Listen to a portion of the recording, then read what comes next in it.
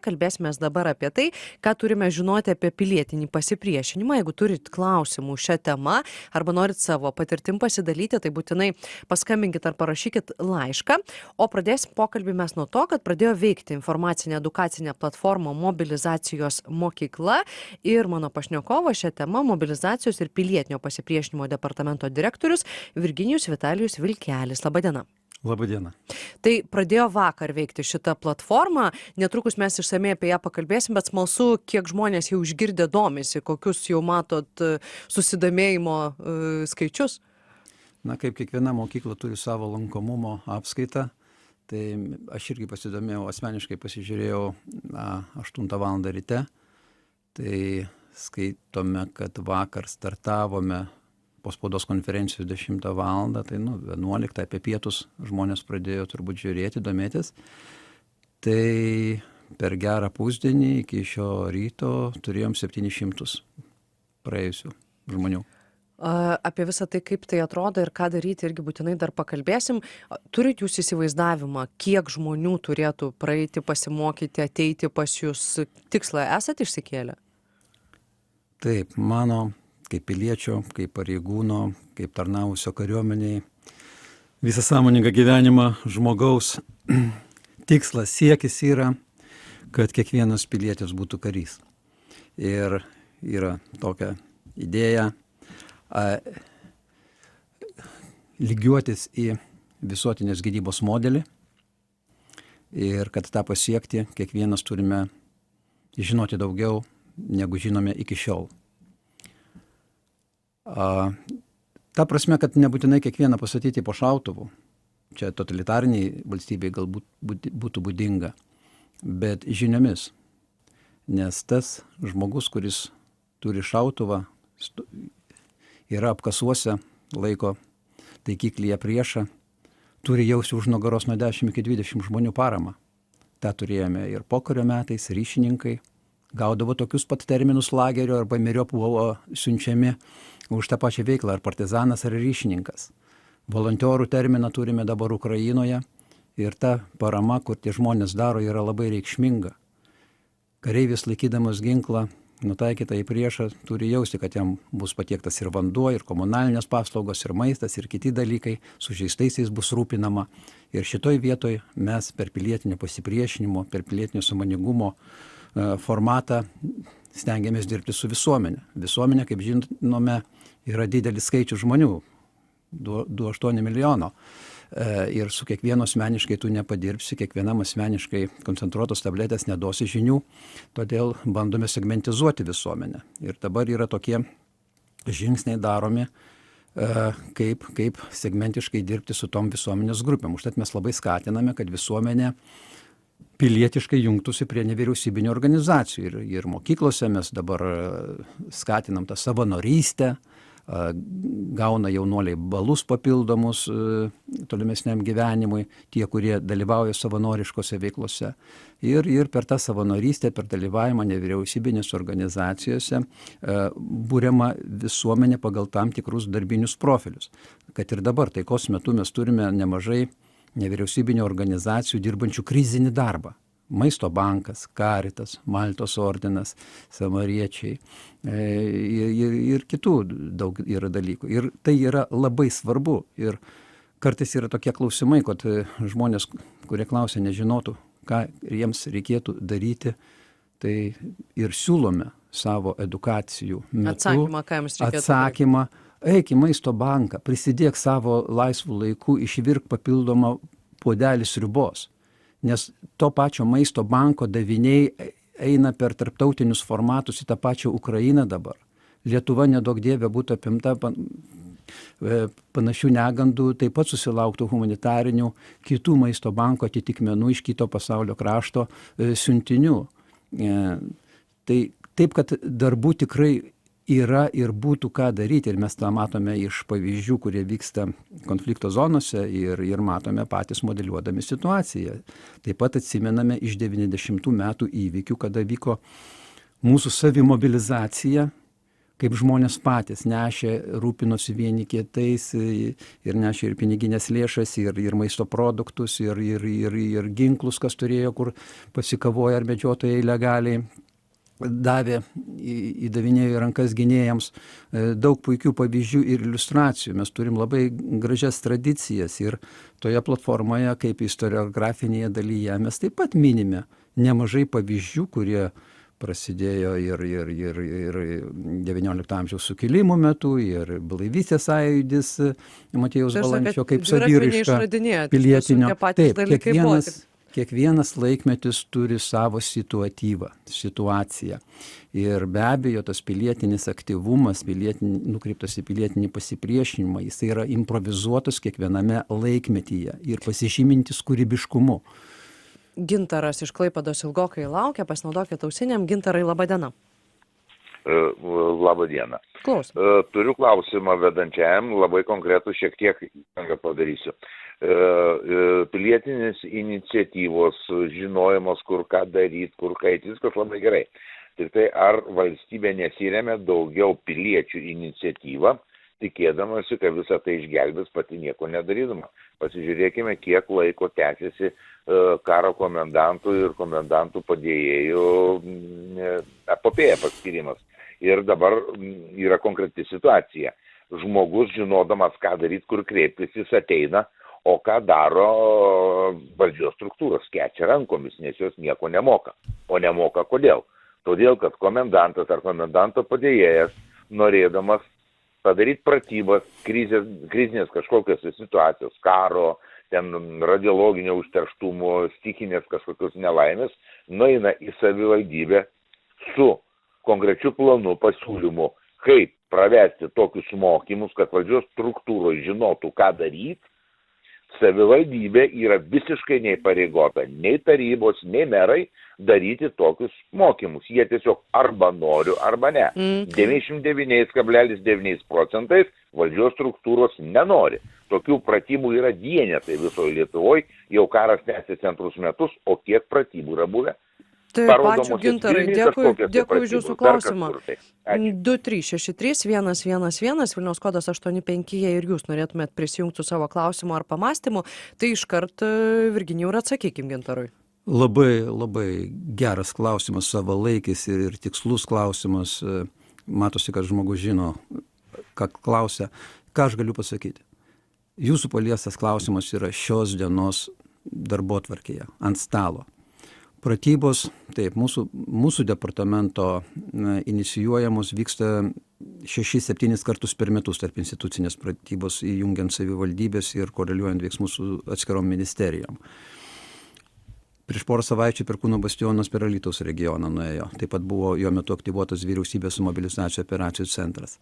Taip, pratybos su komendantais dar nepasiekė to evoliucinio taško, kur galėtume skaičiuoti kažkokius tai vaisius.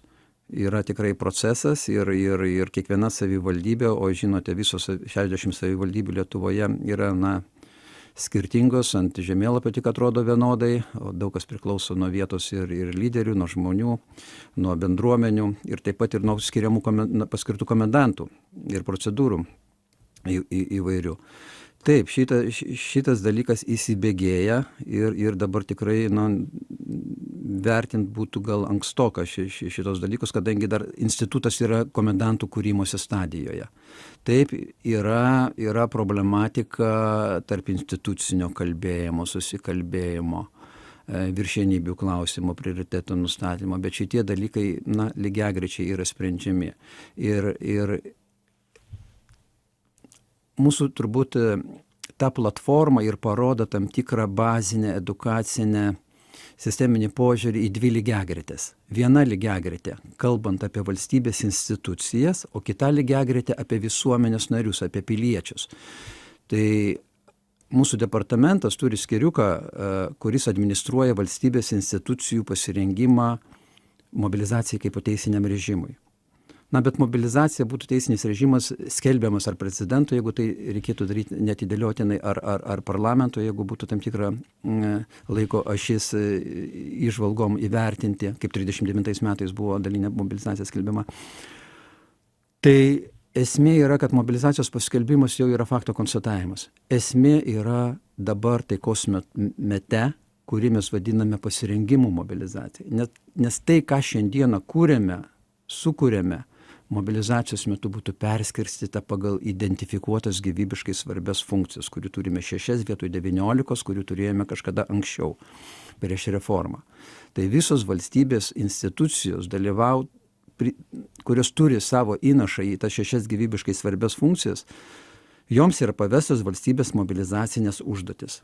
Jos nieko kažko tai ypatingo neišsiskiria, jos yra prilygintos jų funkcionalumui. Tik tai paprasčiausiai sutelktai jos turės tai atlikti ir ant to treniruojasi. Komendantų priskirimas prie savivaldybių yra daugiau administracinio susikalbėjimo klausimas, taip pat jisai reglamentuojamas tam tikrais ir teisiniais dalykais, jeigu kažkas tai nesugeba susikalbėti vietoje. Pagrindinis įstatymas yra karo padėties įstatymas, kur tas reglamentuoja, ir po to eina į apačią kiti dalykai. Taip pat savivaldybė savo mobilizaciniuose planuose turi peržiūrėti ir numatyti komendanto atsiradimą ir vietą ir atsakomybės, nes komendanto pagrindinė misija būti šalia administracijos direktoriaus, kuris yra šeimininkas padėties, kuris žino, kur resursai kiekvienoje savivaldybėje yra padėta, kur kas guli.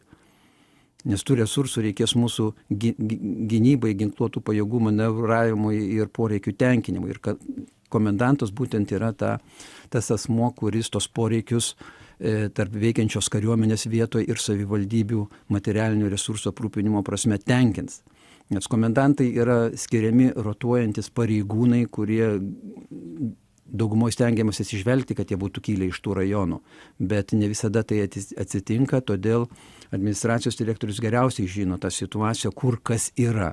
Ir jeigu mes pažiūrėtume situaciją kitoje lygiagretėje, kitoje pasaulio dalyje, Ukrainoje, kad ir Mikolajevo sritį paimkime, pažiūrėkime, kaip viešoje erdvėje gražiai dirba karinės administracijos direktorius Kimas.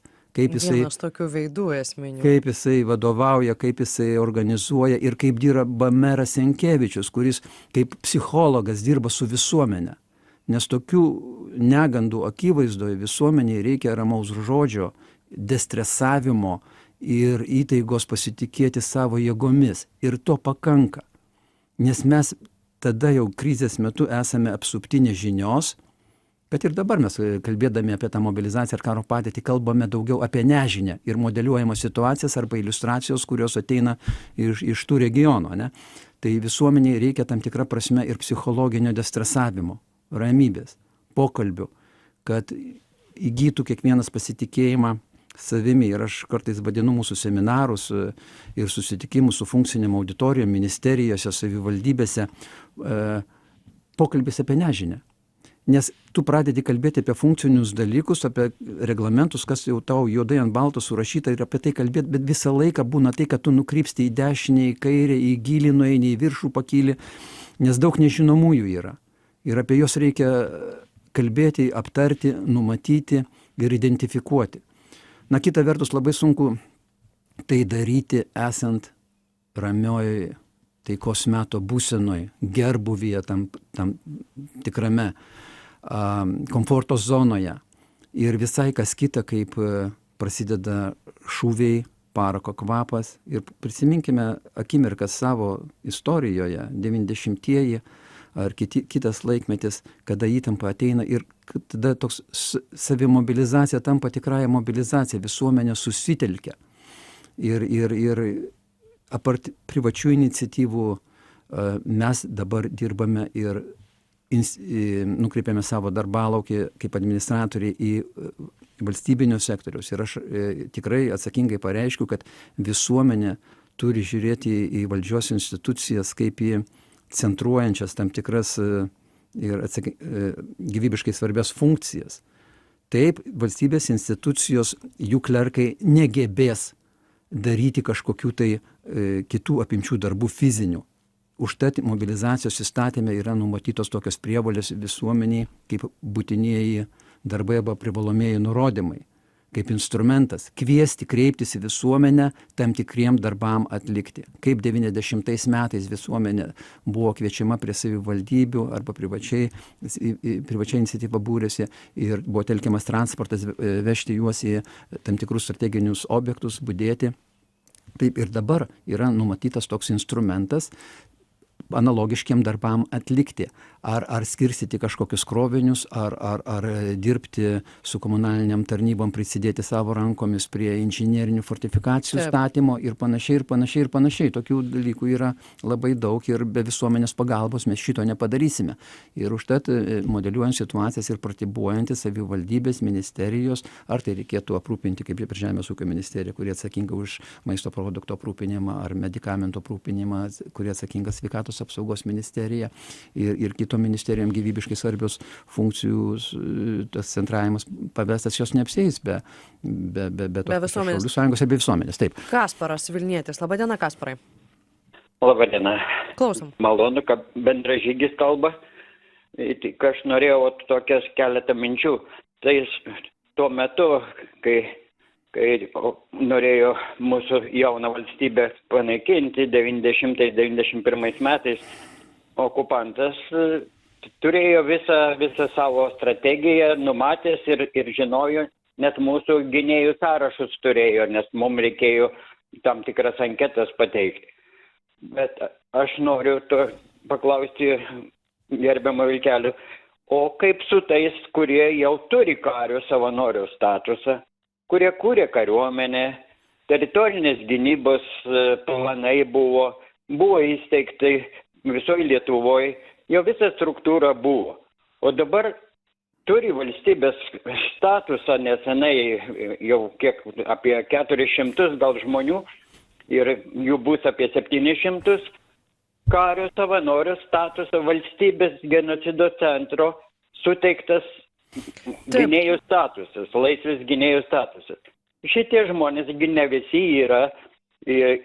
jie yra šauliai ar dar kažkas, mums ir nereikia būti šauliais, mes kūrėm kariuomenę. Aš supratau, Kasparai, ačiū Jums, netiek daug laiko, 5 minutės, Virginijau, atsakykim. Kasparai, labai Jūsų puikus klausimas, jeigu mano atsakymas anksčiau nepasiekė Jūsų, tai tada aš pasikartosiu. Tokie žmonės kaip Jūs, aktyvūs žmonės, kaip jūs vis tiek esate susibūrę į tas nevyriausybinės organizacijų grupelės mūsų krašto gynybiniams pajėgumams stiprinti, yra ta nevyriausybinė organizacijų koordinacinė tarnyba, Atsargos karininkų sąjunga, Kariuomenės kūrėjų sąjunga, kitos susibūrusios paskėtinė organizacija ir mes su jūsų organizacijos pirmininku esam aptarę tokius dalykus, kad jeigu būtų skelbiama mobilizacija ar kažkas, tai mūsų departamentas taip pat, jis turi labai nedidelį skaičių, keletą dešimčių etatinių darbuotojų ir tos užduotis, kurios keliamos mum, mes irgi mobilizuotumės. Ir mes numatę pasitelkti tą resursą atitarnavusių patirtį turinčių žmonių savo į talką, į paramą, nes tikėtina, kad tokių konfliktų atveju vyksta ir ryšio sutrikimų, ir informacijos srautai didesni. Tai tokiu atveju mes numatę tam tikras prievolės jum, mėlėjai bendražygiai, ir budėti prie telefonų, ir vidaus perimetro, ir išorės perimetro apsaugas daryti, pasiuntiniais būti ryšio sutrikimo atvejais. Yra labai daug darbų numatyta ir mes tam pas save nusimatę, gal iki kiekvieno jūsų organizacijos nario tas nedaėja, bet aš jau čia segmentiškai, jau taip per giliai gal viešame etery šitą sakau, bet tai yra natūralu. Ir visos institucijos tokius mobilizacinius planus į gilį daro ir numato resursus, ne tik materialinius, bet ir žmogiškuosius, kaip jie šitą įgyvendins. Ir dar kita iliustracija, nes tik tai ant iliustracijų vizualizuotais pavyzdžiais žmonės lengviau supranta savo įsitraukimą. Daleiskim, žiūrėkim, paimkim bet kokį karinės krizės apimtą rajoną. Ar tai būtų Ukrainoje, ar tai Sirijoje, ar dar kažkur tai. Net ir karo metu ateina ir Jungtinių tautų ir Raudono kryžiaus humanitariniai konvojai į atskirus rajonus. Ir įsivaizduokime į kokius Širvintus ar Varėną ar kažkur tai atvažiuoja, ten kažkokia neganda praėjo, nušlavė daug ką gyventojai, palikti be priežiūros, atvažiuoja humanitarinis konvojus. Tai savivaldybė turi numatyti, pasinaudodama vietos nevyriausybinių organizacijų pagalba, kuris jau turi įdirbį, ar tai Maltos ordino atstovai būtų, ar Raudono kryžiaus, man atrodo, visose savivaldybėse turim tokias kopeles, kurie jau turi patirtį, spręsti tą klausimą distribucijos, to humanitarnio konvojaus, apsaugos, ir gyventojai būtų kviečiami per tą patį instrumentą, per savivaldybės į talką, į paramą. Kas budės prie tų krovinių, kas paskirstys krovinius, kas išvežios krovinius ir panašiai. Tai modeliuojant aš galiu privesti dešimtis pavyzdžių, kas būtų, jeigu Labai norite įdomu, to žinoti. Tik 2 minutės mums beliko ir grįžkim prie mobilizacijos mokyklos ir tokių visiškai irgi praktinių dalykų. Žmonės mūsų klausosi, ar ne, norėtų kažkaip toj mokykloje sudalyvauti. Ką jiems reikia daryti, ką jiems reikia žinoti ir ko jie tenais išmoks. Tai mes sukūrėme, įgyvendinom tą idėją, kad jinai būtų kuo paprasčiau pasiekiama. Užtenka tik tai įvesti savo mobilų telefoną ir į jį gaunate automatiškai kelių ten sekundžių laikotarpyje sugeneruotą 6-ženklį skaičių, kurį suvedate ir patenkate į platformą, į vidų. Tada nereikia įsiminėti jokių slaptažodžių, atsiminėt paprasčiausiai įvedė telefoną ir įeini.